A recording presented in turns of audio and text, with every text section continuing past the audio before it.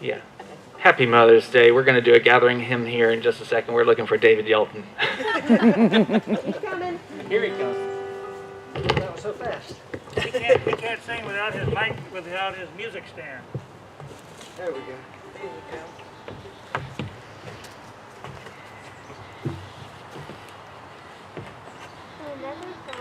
And our opening song, sing along, come and go with me to that land.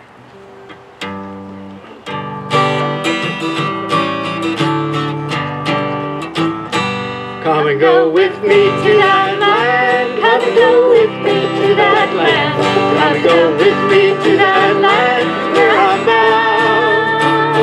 Come and go with me to that land. Come and go with me to that land. Come and go with me to that land where I'm bound. There'll be justice in that land. There'll be justice in that land. There'll be justice in that land where I'm bound. There'll be justice in that land. There'll be justice in that land. There'll be justice in that land where I'm bound. There'll be freedom. There'll be freedom in that land. There'll be freedom in that land. There'll be freedom in that land where I'm bound. There'll be freedom in that land. There'll be freedom in that land. There'll be freedom in that land where I'm bound. There'll be singing. There'll be singing in that land. There'll be singing in that land. There'll be singing in that land where I'm bound. There'll be singing in that land. There'll be singing in that land. There'll be singing in that land where I'm bound.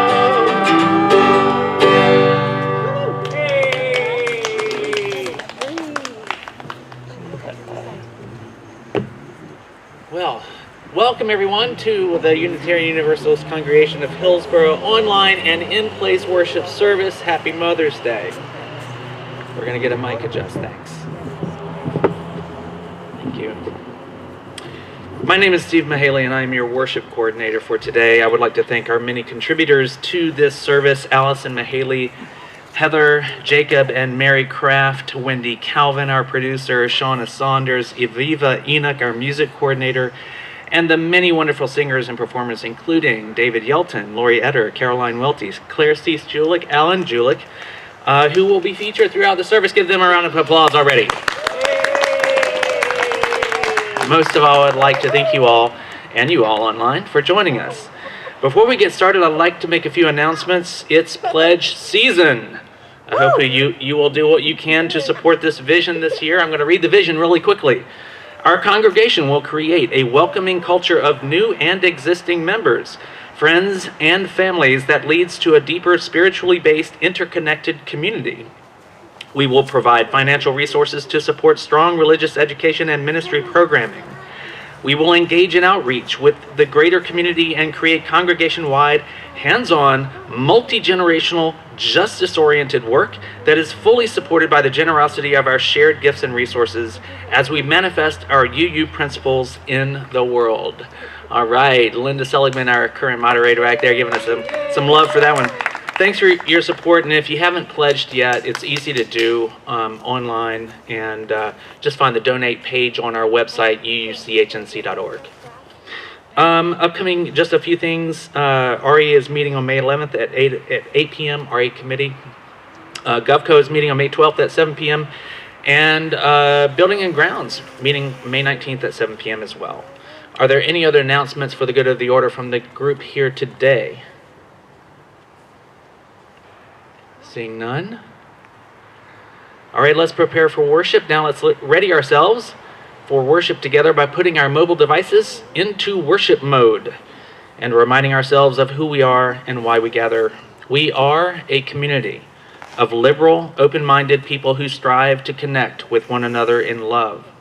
Our spiritual home is here, located at 1710 Old North Carolina 10, but our community stretches far and wide with loved ones who join us from all over the country and perhaps elsewhere as we engage in Sunday worship online. We are a people defined by covenant, not creed. That means that we have committed to a way of being with one another rather than to a statement of belief. To that end, we support each other in our spiritual growth and deepening of faith. We challenge one another to find more love, both inside ourselves and in the world. And today, we welcome you with open arms to our house of worship. I'd like to ask Wendy to please light the chalice for us. The chalice is the symbol of our faith. It represents our search for truth and light within all people. By lighting a chalice, we ritualize creating our sacred space. I'm going to share these words by Claudine Oliva. Mother's Day Chalice Lighting. We light this chalice for mothers and mothering, to celebrate those who have taken on the task of nurturing a young one-baby child or youth into adulthood, to celebrate those who have nourished the light of truth and compassion in growing minds and hearts, to celebrate those who have committed time, money, energy to the growth of others in this world. We light this chalice to celebrate and hold dear the flame of love. Now, if Allison would share a few words in our call to worship.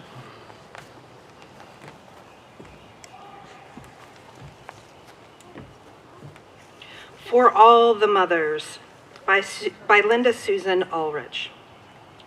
For all the mothers and mother figures, the grandmothers, aunts, and extended family members who mother, the soon-to-be mothers, the wish they were mothers, the never want to be mothers, and it's complicated mothers. The birth mothers, foster mothers, adoptive mothers, stepmothers, the used to be dad mothers, and the more than one mom mothers, the single mothers, separated mothers, stay-at-home mothers, unhoused mothers, the grieving mothers, those who grieve their mothers, and those whose grief is complex. For all the communities that mother, and for all who depend on the great mother, you are held and beloved.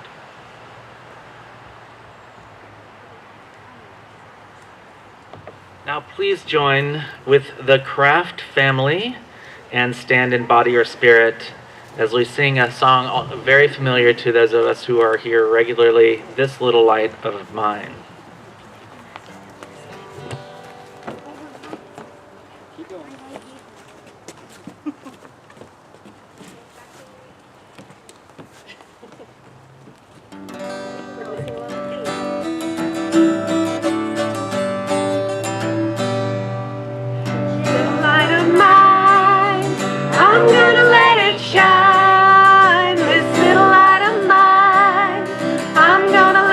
Shine.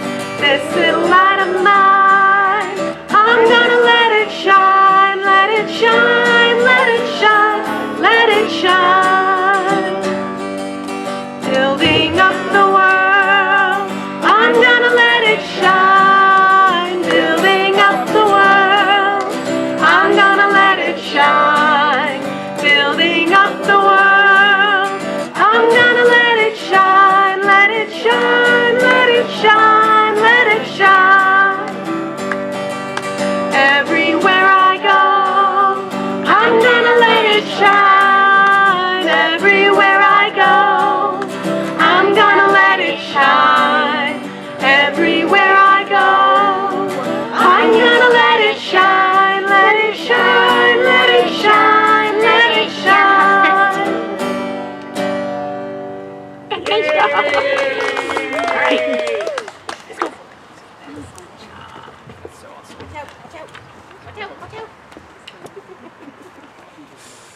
So ours is a. Yes. Thank you. Want to leave me your mess? Can you go over there? Okay. Not yet. Okay, we're back. Ours is a welcoming community where we find connection, a sharing community where our joys are celebrated, and a caring community where our sorrows are lessened. Each Sunday, we take a moment to share and reflect on the special happenings that have occurred this week in our lives. For those of you who would like to share in the comments on the chat online as we're live streaming now, please do so. And those who have a joy, sorrow, or milestone to share here today, we will take you, come up around here, and we'll give you a moment here to drop a stone and share as well. Know that everything shared aloud, written in comments, or felt in silence is held dearly in the heart of this community.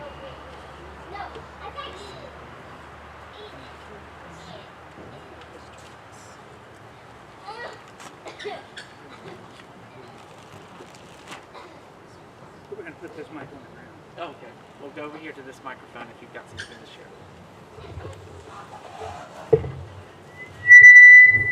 Hello. No, leave it there. Leave it. No fair, Jacob! Now you're level one. No, it's not fair! I still have 2 lives left. Okay.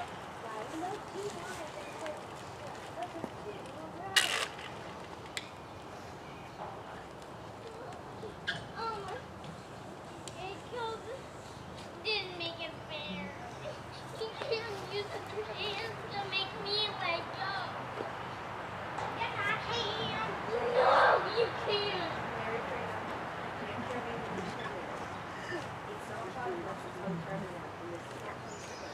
Okay, then I'm not allowed to use my hands.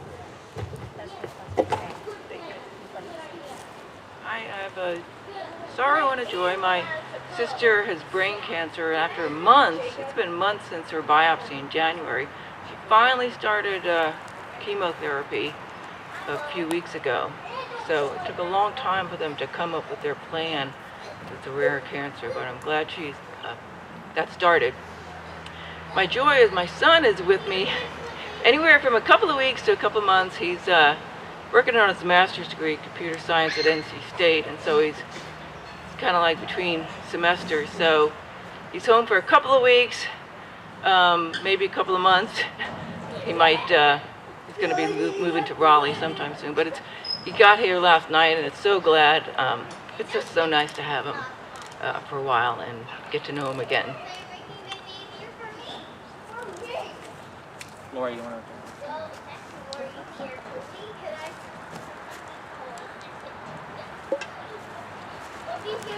Good morning, I'm Claire Stees-Julik. 2 joys. One's a gratitude for the many mothers that I've had in my life. My own mother, grandmother, older female friends, current female friends, people that have passed on and have been dear. Probably some mothers to be. That I'm not a real physical mother, but I think some mother to many as well. Made my life so much better, and Mother Earth most of all. My other joy is just being able to come out of COVID and, little bits and pieces and give people hugs for the first time, gather together, cook dinner for friends again, sing together, play music together. It's just an incredible joy, and reminds me of more gratitude for things that are so routine and everyday, and yet they are precious.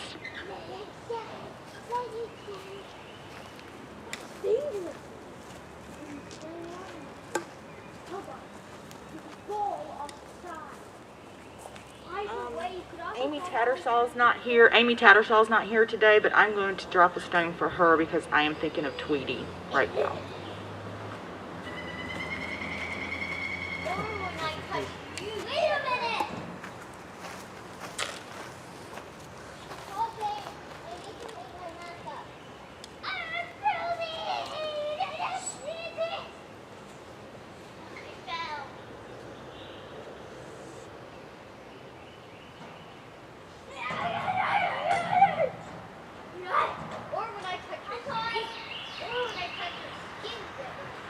Thank you. We hold those joys and concerns and milestones shared with us today in our hearts. Now we'd like to have a brief meditation hymn to help us center ourselves. Hymn number 95, There Is More Love Somewhere, shared by David Yelton and Aviva Enoch.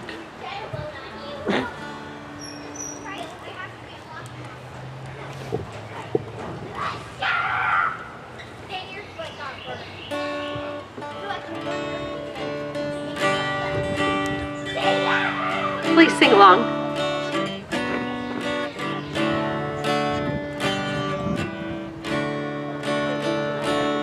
There is more love somewhere. There is more love somewhere.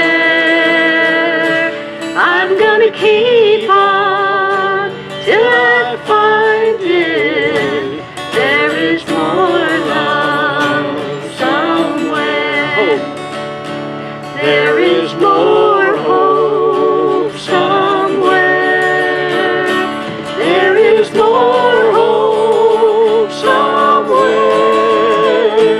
I'm gonna keep on till I find it. There is more hope somewhere. There is more peace. There is more peace somewhere.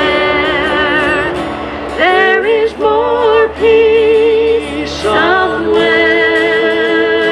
I'm gonna keep on till I find it.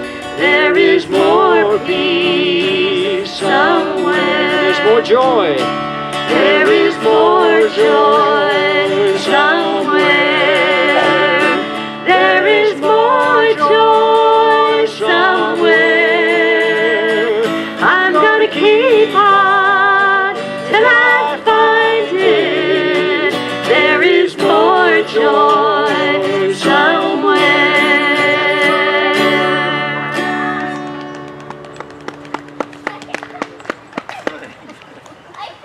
Thank you, David and Aviva. I'd like to ask Shauna Saunders to come up. She's going to share a story for all ages. And kids, this is for you too if you want to come over. I don't know if they want to come over here, but a story for all ages. Thanks, Shauna. Jacob and Mary, do you want to listen to the story? Hey, do you want to hear the story? No. Okay. Story for Sunny. So this is a pretty well-known book, Love You Forever, by Robert Munsch and illustrated by Sheila McGraw. One of my favorites.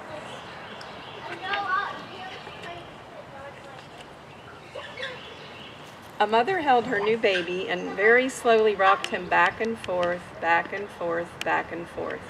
And while she held him, she sang, I'll love you forever, I'll like you for always, as long as I'm living, my baby you'll be.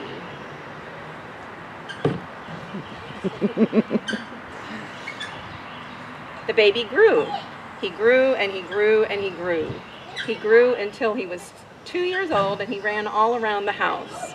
He pulled all the books off the shelves, he pulled all the food out of the refrigerator, and he took his mother's watch and flushed it down the toilet. Sometimes his mother would say, "This kid is driving me crazy." But at nighttime, when the 2-year-old was quiet, she opened the door to his room, crawled across the floor, looked up over the side of his bed, and if he was really asleep, she picked him up and rocked him back and forth, back and forth, back and forth. While she rocked him, she sang, "I'll love you forever, I'll like you for always, as long as I'm living, my baby you'll be." The little boy grew. He grew and he grew and he grew. He grew until he was 9 years old. And he never wanted to come in for dinner. He never wanted to take a bath. And when Grandma visited, he always said bad words. Sometime his mother wanted to sell him to the zoo.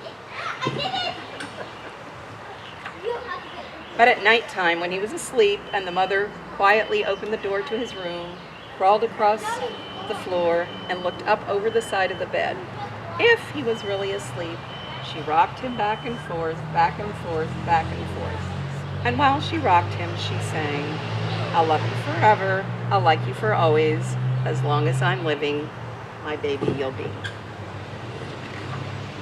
The boy grew. He grew and he grew and he grew. He grew until he was a teenager. He had strange friends and he wore strange clothes and he listened to strange music. Sometimes his mother felt like she was in a zoo.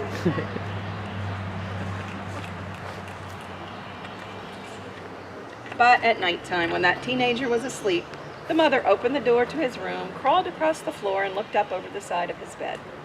If he really was asleep, she picked up that great big boy and rocked him back and forth, back and forth, back and forth. While she rocked him, she sang, "I'll love you forever, I'll like you for always, as long as I'm living, my baby you'll be."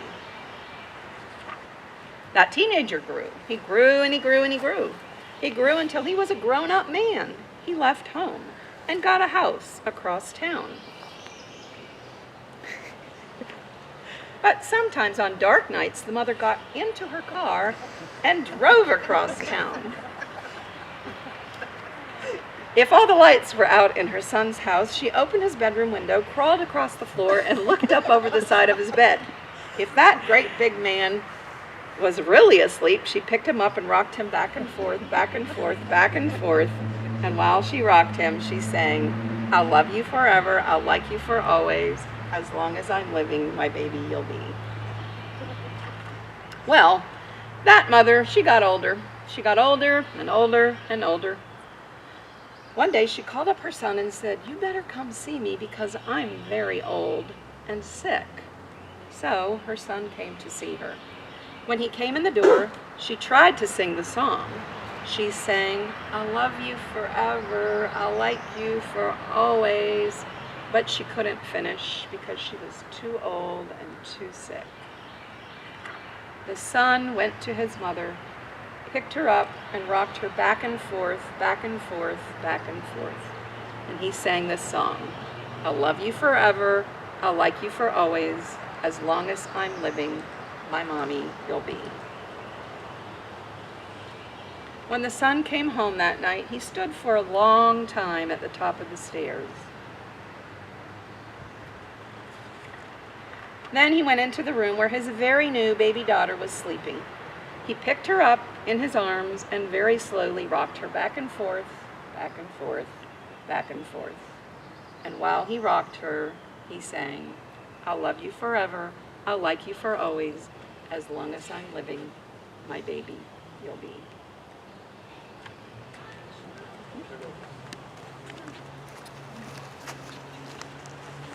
Thanks, Shauna. Today's reading and homily will be offered by Allison Mahaley.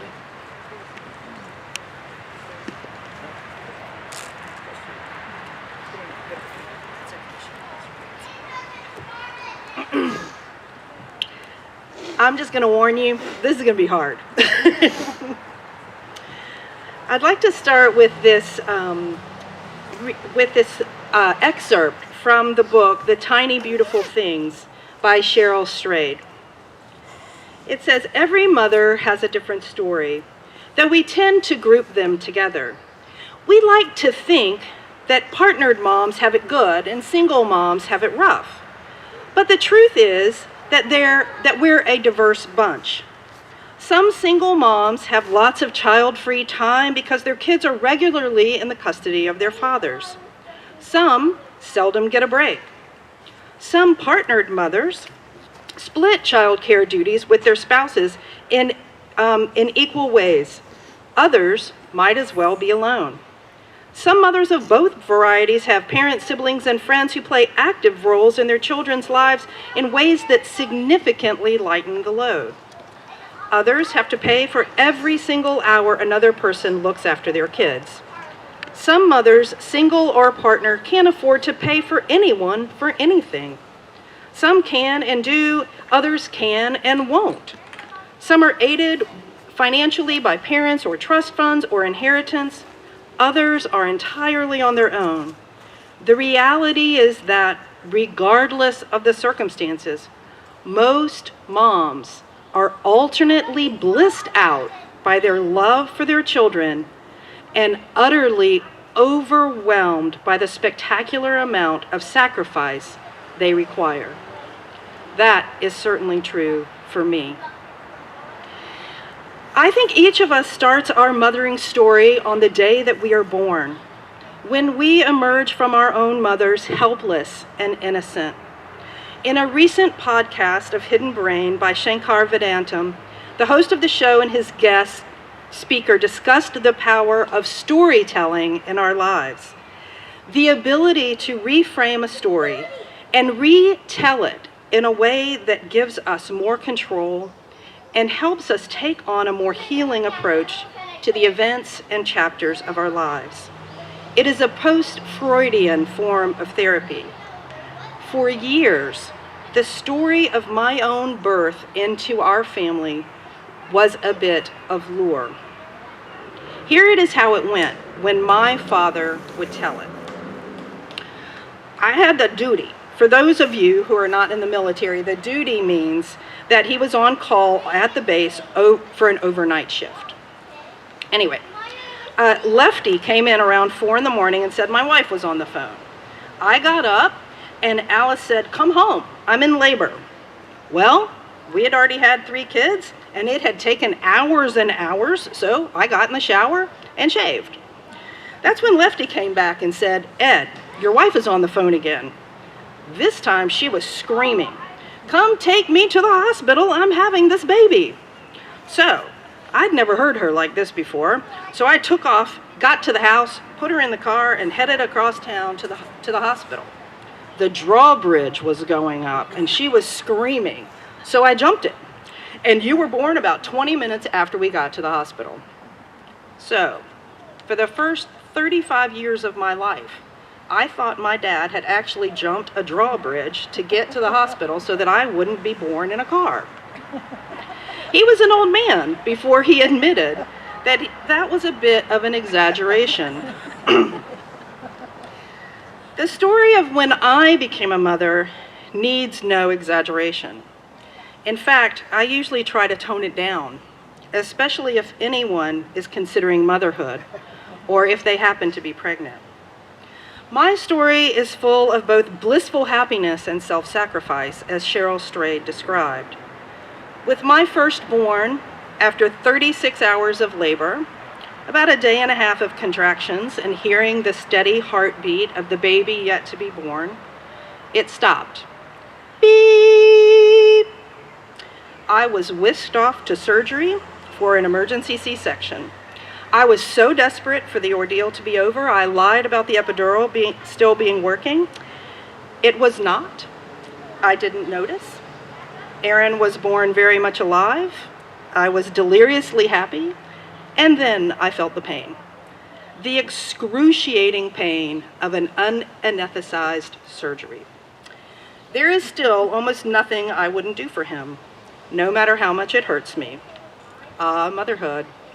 Blissed out love and unending sacrifice. For me, the thoughts of motherhood and mothering were instilled very early. I always had a doll to care for, one that was very realistic in terms of size and cuddliness, for me, becoming a mother was always part of the plan, always something I was sure I wanted, and my first baby was all I had hoped it would be. After the trauma of the emergency birth, I mean.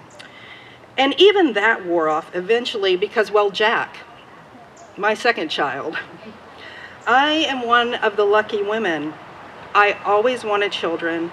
I have had a total of 2 pregnancies and 2 births and 2 children who have grown into 2 men who are still with me. I know so many for whom this is not true.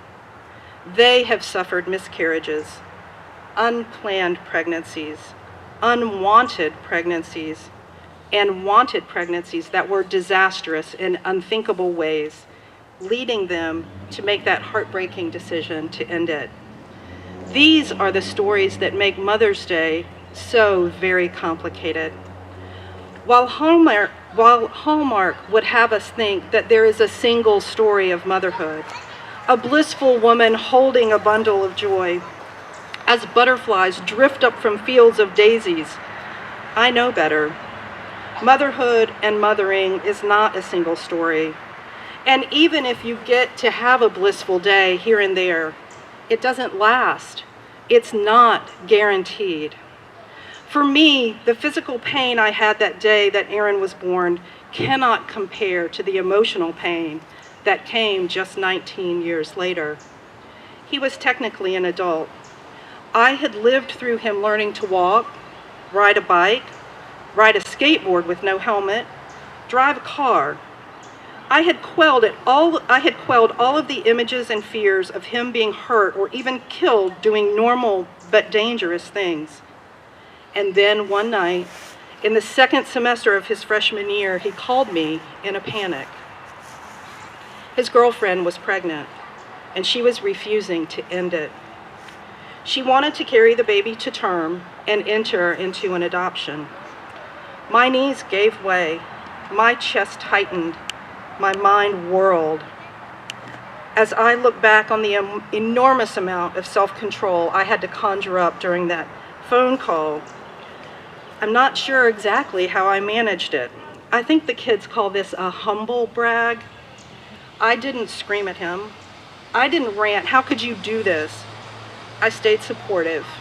I remained calm. I issued no ultimatums. And most of all, I did not put my feelings or needs first. Again, the self-sacrifice of mothering. It was not an easy day when Aaron's baby was born. Leaving that perfect little replica of my son with strangers, the adoptive parents, was literally like ripping my own heart out. I was devastated. I was desperate. I grieved like never before. And still, I walked out of that hospital empty-handed and let it happen. The self-sacrifice of motherhood had struck again. My grandson is now 11. He knows me as Allison, Aaron's mom, and he likes Steve better than me. Who wouldn't? He adores Steve and tolerates me. That's okay. That's the best way for this modern family to operate. I'm just so grateful to have him in my orbit. And now that he is older and knows his adoption story, I waited until he was 3 to make contact, though the door was always open. After a few visits, I knew that I needed to close the circle and share this with my own mother. What is most remarkable to me about being in the middle of my life, literally between generations, was the care that I wanted to take with sharing this story with her. The woman who was officially my mother, but I always felt judged by and held at arm's length. I used to think it was just her generation. For a while, the only other women I knew who were her age were her sisters, and lo and behold, they were just like her. Then I started coming to worship here at UUCH, and I met Bridie Palmore and Barbara Green and Amy Tattersall and Margaret Trisellini. Thank the goddesses for these women. and others who have mothered me with such care. The kind of mothering that is the fabric of this congregation. I'm so thankful for these women who were nothing like my mother. My mother was a Southern belle, an anti-feminist conservative. She loved Phyllis Schlafly. In my opinion, she had spent my childhood making sure I knew just how much she disapproved of my high spirit, my independence, even my height. I was always too loud, too big, too much. I grew into my teenage years knowing that she didn't like me but tolerated me at best. It's a hard thing to swallow that your own mother is annoyed by your very existence. I used to sum it up to her disappointment that after the wild ride to the hospital, she had to bring home another girl, number 3 out of 4 children, not the boy she had hoped for, which is even indicated in my name. She named me Alice Son. Her name was Alice, Alice's son. I had 56 years to figure this out with her. It took a lot of therapy, both of the Freudian nature and of the reframing my story. The story of me and my mother I now have in my head is that she did this motherhood thing better than her mother was able, and that this has allowed me to be a better mother than her. The last chapter of my story with my mother started the day after my father died. After we got home from the hospital, having left his body there, she handed me her address book. She said, "Let our friends know your father is gone." It had literally been 2 hours. I was the youngest girl with her, and she assigned me this horrible task. And I rose to the occasion. I called my father's best buds and gently, thoughtfully broke the news. I did it for her because I knew that the roles were now completely switched. I would spend the next 10 years caring for her. I was by her side when she took her last breath, just days after celebrating her 87th birthday. At her birthday party, I had shown her a video of Grant, her great-grandson that she would never meet in person. In fact, when I had told her about him for the first time, some 8 years prior, a tear rolled down her cheek, and she simply said to me, "That must have been so hard for you. Thank you for telling me."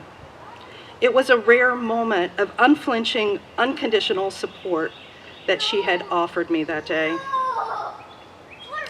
Oddly, as Steve and I currently share our house with only our poodle, Oscar, people keep calling me his mother.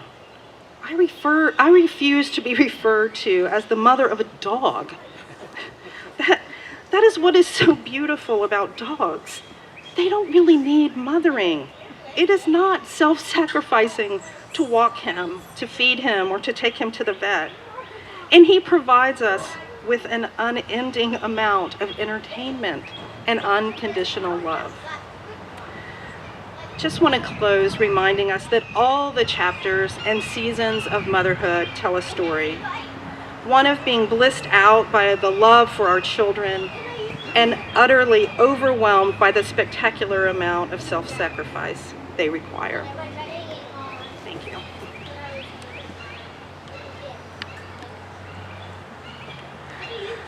Thank you for sharing that, Allison. Each week we take a monetary offering to support our social justice work in the community. This support comes in the form of donations. This month, we share our collection plate with New Hope Elementary School. This fund goes to the social worker of the school to help children in need. Please give generously and thank you.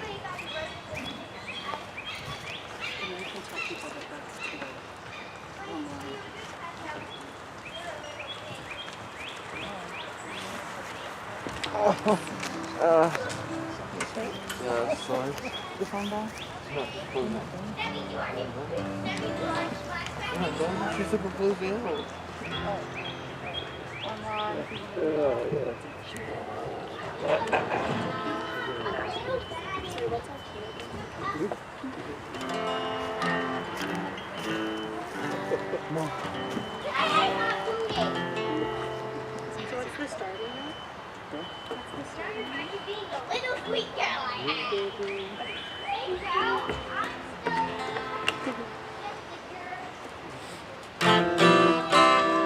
You can play the game and you can act out the part, though you know it wasn't meant for you.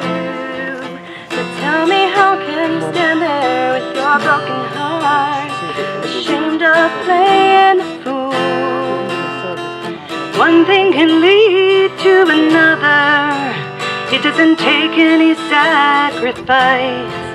Oh, father and mother, sister and brother, if it feels nice, don't think twice. Shower the people you love with love. Show them the way that you feel. Things are gonna work out fine if you only will. Do as I say. Shower the people you love with love. Show them the way that you feel. Things are gonna be much better if you only will. You can run, but you cannot hide. This is widely known. But what you plan to do with your foolish pride when you're all by yourself alone? Once you tell somebody the way that you feel, you can feel it begin to ease. I think it's true what they say about the squeaky wheel always getting the grease. Better to shower the people you love with love. Show them the way that you feel. Things are gonna work out fine if you only will. Do as I say, yeah. Shower the people you love with love. Show them the way that you feel. Things are gonna be much better if you only will.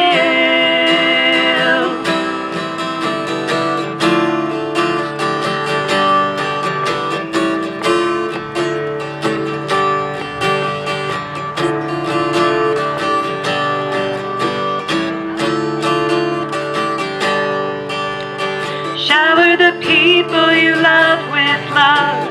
Show them the way that you feel. Shower the people you love with love. Show them the way that you feel. They say in every life, they say the rain must fall, just like the pouring rain. Make it rain. Shower the people you love with love. Show them the way that you feel. Shower the people you love with love.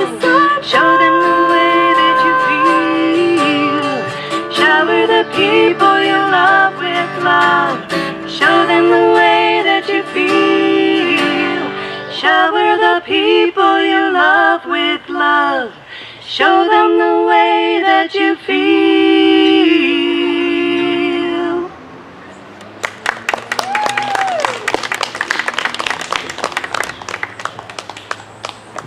That's just beautiful. A few closing words. We're going to have a hymn to sing, and then we'll extinguish the chalice. Closing words. Happy Mother's Day. To all those who bring forth and care for children and others in our world. Mothering is not an act or process restricted to the female of our species, as we have heard so well today. Scientists, in fact, have measured similar spikes in oxytocin in males and females when presented with small children, little babies. Makes us all turn into mothers right on the spot. Actually, it takes about 3 or 4 days for the men, but women, it's about 15 minutes. This hormone spike happens for men, women, people, whether gender conforming or not. While our social norms historically have reinforced a strictly binary interpretation of gender and related roles, the science just doesn't bear that out when it comes to mothering. we can all be good mothers to our children and to each other. I'm reminded, for the sci-fi fans out there, I'm reminded of a popular TV series in which a trained warrior called a Mandalorian finds himself caring for a tiny creature. Know what it is? Baby Yoda. Baby Yoda. Right? He puts himself at great risk to ensure the safety of that little one. Let's take a note from this on this Mother's Day to love our brothers, love our sisters, those others in our communities, and to quote the Mandalorian, this is the way. Closing hymn number 400, Shalom Shabbarim.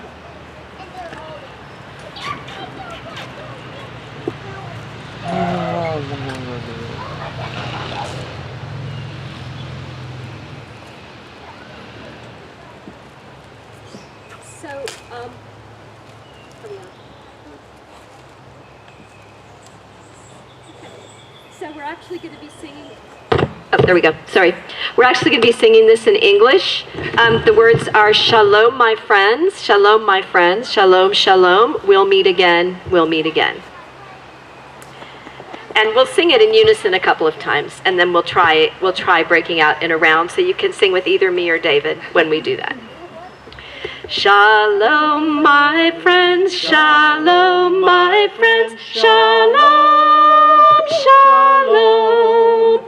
We'll meet again. We'll meet again. Shalom, shalom. Shalom, my friends. Shalom, my friends. Shalom, shalom. We'll meet again. We'll meet again. Shalom, shalom. Shalom, my friends. Shalom, my friends. Shalom, shalom. We'll meet again. We'll meet again. Shalom, shalom. Shalom, my friends. Shalom, my friends. Shalom, shalom.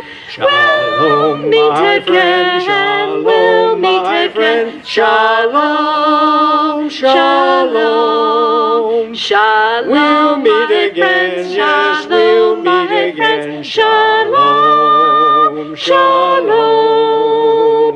We'll meet again. We'll meet again. Shalom, shalom.